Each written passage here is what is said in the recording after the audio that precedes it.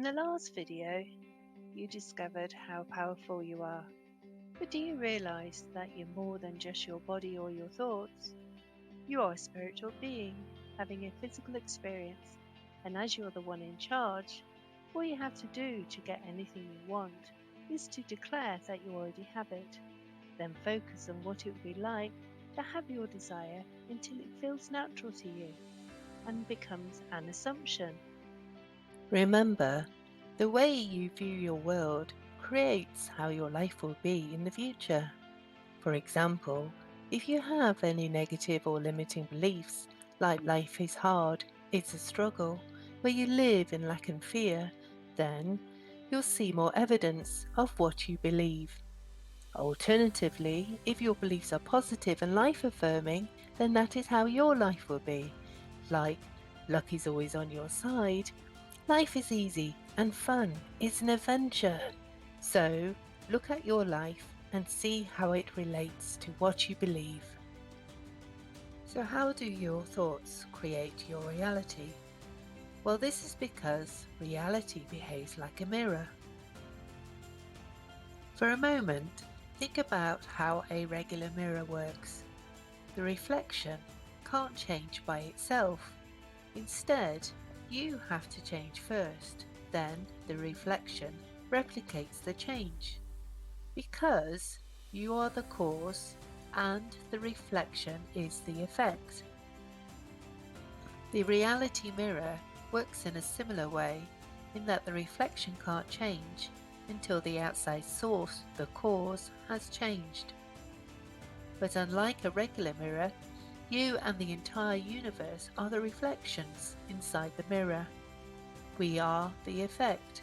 So what is the cause? It's your mind, your imagination, the spiritual you. Your mind is the cause, the physical world is the effect.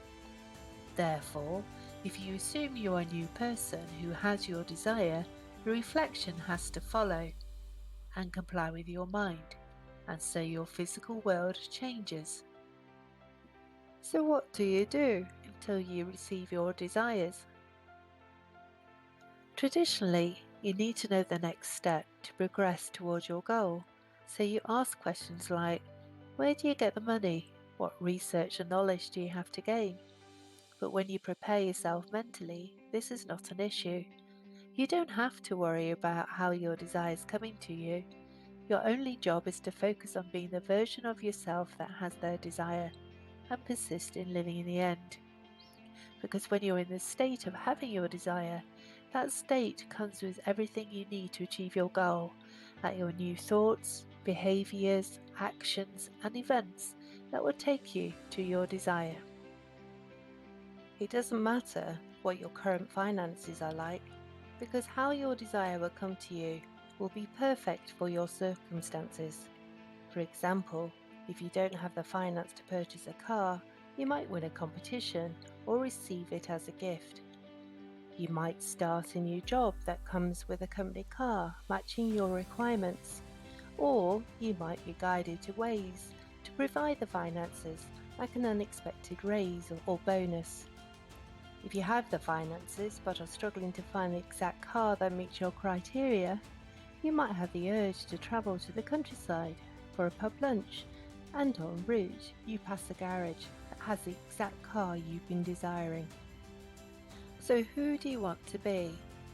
To help you become the new you, try this exercise for a few moments each morning as you wake up, and just before you go to sleep, redefine who you are as in the new you. For example, if you're looking for a new job, see yourself already being a successful businesswoman. If you're single but want to be married, define yourself as married or in a loving relationship, however you want to see yourself. And even if you're currently living in a pokey flat but desire to buy a house, define yourself as a homeowner. Now let's delve deeper and look at a couple of examples. When you go to sleep, imagine having your desired partner beside you. Feel the warmth of their body, the space they take up, their presence. Do you cuddle, kiss, talk? anything to support the idea that you're in a relationship. If you want to get married, close your eyes and imagine looking at your hands and seeing the engagement ring or wedding band on your ring finger. Feel it, twist it, so it feels real. While shopping, think about what your potential partner might like for dinner. Have a mental conversation with yourself whilst you're going around the aisles. It's not essential, but if you want to go further, you can act as if you've already got your partner in your home. For example, is there somewhere to have cozy dinners or cuddle up on the couch? Or you can make some space for their clothes in your wardrobe. It's like the phrase, nature abhors a vacuum. Okay, so now let's look at some ways to help you mentally prepare for a new job. If you're looking for an office job, think about what you'd be seeing, hearing, smelling during your working hours. What would you see on your journey to work? Imagine the environment, the office, the chair, the desk, and where you'll have lunch. It doesn't matter if you don't know exactly where you'll be working yet. It's just about immersing yourself in the type of activities you'll be doing whilst you're at work. Again, if you want to go further, you can do some physical things to reinforce the new you. If you're employed, you might be getting up later in the day, so start getting up at the time you'd need if you were getting ready for work. Think about what clothes you'd be wearing and get them ready. Try them on. Hang a set of clothes in front of your wardrobe to remind you each day of who you are, someone in their dream job. What about your appearance? Do you look like a student or do you look ready for the job of your dreams? Finally, you can always physically go somewhere where you probably go for lunch in your new job and sit there and assume you have the job right now. So other than acting as if, what other physical action do you need to take? So what is the role of action? Well, it's how you experience life. If you took no action, life would be very dull. It's about the journey, not the destination, as you don't want to be sitting on your couch waiting for life to come to you. The fun is you decide how much physical activity you want to do. Taking action to make something happen is fruitless. It may get you there, but the effect will be temporary if your self-concept hasn't changed. It's why the majority of lottery winners lose all of their winnings. It's like trying to row upstream with a boat facing the wrong way. And as you're relying on your logical mind and willpower alone, you're working blind. So when you have to make a decision, the choice isn't clear, and you may feel scared that you'll make the wrong choice. So if you mentally prepare yourself first and live in the state of the wish fulfilled, you feel inspired to take action. It is like sailing downstream with a current. It's effortless and enjoyable. And when you have to make a decision, the choice is so clear to you, you make it feeling calm and relaxed. So your action might be as simple as seeing an advert or receiving an email.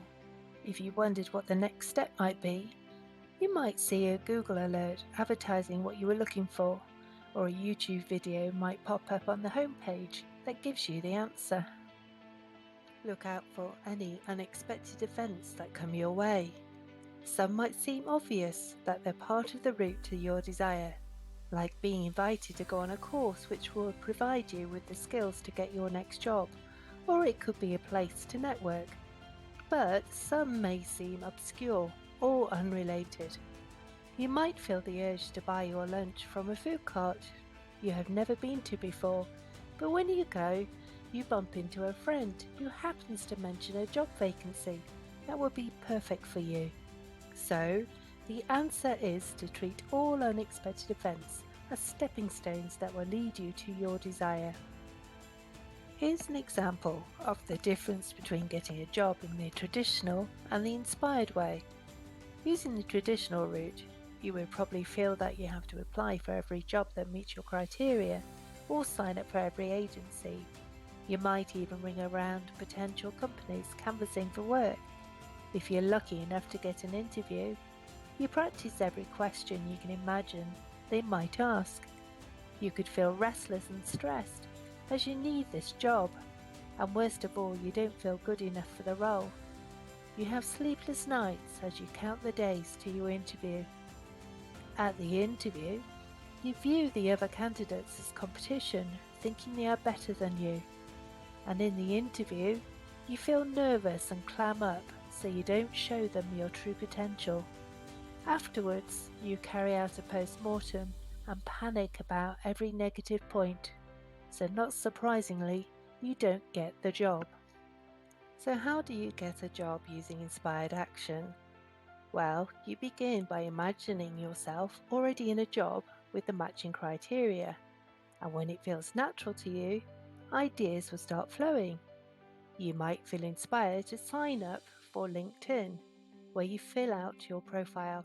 Then within a couple of days, you might receive an email from them advertising the perfect job for you. You apply feeling relaxed as you have a knowingness that the job is already yours. Naturally, you get invited to an interview. This time you do a quick research about the job and the company and fine-tune your visualizations to completely immerse yourself in the idea that you're already there. This time at the interview, you're at your best.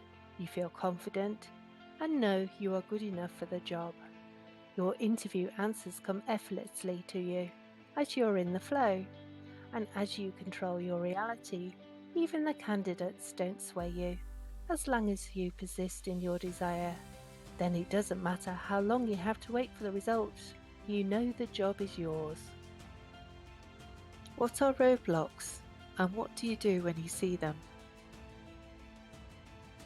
So you've started your manifesting journey, feeling optimistic, and as you start repeating the processes, you expect to have a clear run to your target, but that doesn't happen. Instead, obstacles start appearing that either delay or even block your desire from coming. Sometimes you receive the complete opposite of what you want. You feel confused, as all of your feelings about the subjects are playing out inside your mind. So what is going on? These are roadblocks, and these are signs that your ego and your old story are playing out. At first glance, you might believe that the ego is behaving like a naughty child, not getting attention, but it is just scared. Because its role is to keep you safe and protect you from harm, it tries to prevent any change. It only knows what has happened from memories and facts, so it can't cope when we want to think non-logically. So what do you do if this happens? Well, you keep reminding yourself that you are safe and persist in living in the end. So what changes when you persist in a knowingness of having your desire? Well, in the beginning, when your belief is weak, you'll probably spend most of the time in the old state, being the old version of you. Only when you focus on your desire, like when you're visualizing and saying affirmations, do you enter the state of the wish fulfilled. But as your belief builds, the balance between the old and the new state changes, so your dominant state is the new story. Finally, you release the old story and the old version of you, and you stay as the new you, and your desire comes to you. So what happens if the negative emotions won't go away? When you try to ignore them, they don't disappear. So the best thing to do is to feel the emotions until the end, to release the energy. Emotions in themselves are harmless. They cause trouble when you attach them to old negative memories. When you do that, you're creating negative future scenarios. Once the emotions have dissipated, see the current circumstances as just one possibility out of an infinite number, and choose again by focusing back on having your desire. What is letting go, and how does it help you receive your desire? Have you ever lost your keys? If you have, you probably remember searching everywhere for them, even though you are convinced you know exactly where you'd left them. To make matters worse, it typically happens when you're up against time, which makes the need to find them even more apparent. You feel frustrated and annoyed. So why can't you find them? Because you're so focused on the fact that your keys are lost. This is what happens. You change your perception and move to a different reality where the keys don't exist and never had. So what do? Well, you have to go against what feels logical by stopping to look or even thinking about the keys and focus on something else. Your emotions then change, so you feel calm, resulting in a change of perception where you're now back in a reality where your keys exist, exactly where you thought they were all along. When you want something so badly, you are coming from a state of lack and continuous wanting, so your desire never arrives. But if you assume you already have it and detach yourself from when and how it will come, you are coming from the wish fulfilled state. So letting go doesn't mean letting go of your desire. Instead, it means letting go of the neediness and the wanting of it, as you already have it. So what signs might you see along your journey? When you start manifesting consciously, your instincts are to look for signs of reassurance that you're on the right track. So if you're looking, remember the following points. As the physical world is projecting through you, all signs are coming from you. So you decide what is and isn't a sign as you're giving them to yourself. Then as manifesting begins inside the mind, your internal story has to change first before the physical world. Therefore signs follow, not precede. So don't think you're doing anything wrong if you don't see anything. You are instantly in the wish fulfilled state as soon as you focus on your desire. So if you were manifesting a car, as your perception changes, you start seeing your car everywhere. The same make, model, and even colour. You see them in magazines, on social media, and on TV. And as you're out and about, you spot them on the roads and in car parks. And if you park your car in the same spot every day, you realise that they surround you. It doesn't matter what your desire is, the first thing you might see is other people receiving the same one as yours. Even though it might feel normal to have a negative response to seeing these, like being jealous, instead see these signs as evidence and a positive sign that your desire is getting close. For example, if you want to have a baby, you might see more pregnant women. If you want more money or a new job, you'll discover someone else that has a new job. If you're single and want to be in a relationship, you'll start seeing couples everywhere. You might also hear people talking about the same subject. They might be discussing a car article in a magazine, or they could have just bought one. Even though you may not see the other signs, you'll feel different when you're very close to receiving your desire. To begin with, you may feel bored visualizing, and you have stopped thinking about your desire 24/7, a sign that you have let go of the neediness. You may even have dreams about your desire. You feel relaxed and are 100% certain that the desire is yours and is coming to you, and you can see the next logical step. To help you imagine what expectancy is like, ask yourself this question. How would you feel if your desire suddenly appears right now, like your crush suddenly turning up at your door? Your answer determines how ready you are for your desire to arrive. So let's close this manifesting series with a quick summary to help you on your way. Remember, you are the one in control of your life. So declare who you want to be, then mentally become the new you. And don't be fazed by any obstacles that come your way. And take action if you feel inspired. Finally, let go of any wanting by letting go of the old you. And the number one key is that manifesting should be fun. not a chore. So dream away and enjoy the journey. I hope you've enjoyed this whistle-stop tour of the Manifesting Introductory series. And as we've covered many topics, feel free to replay any of the chapters so that the information can sink in. Future videos will focus on a topic at a time, so let me know what you'd like me to cover. Thank you for watching. I hope to see you again.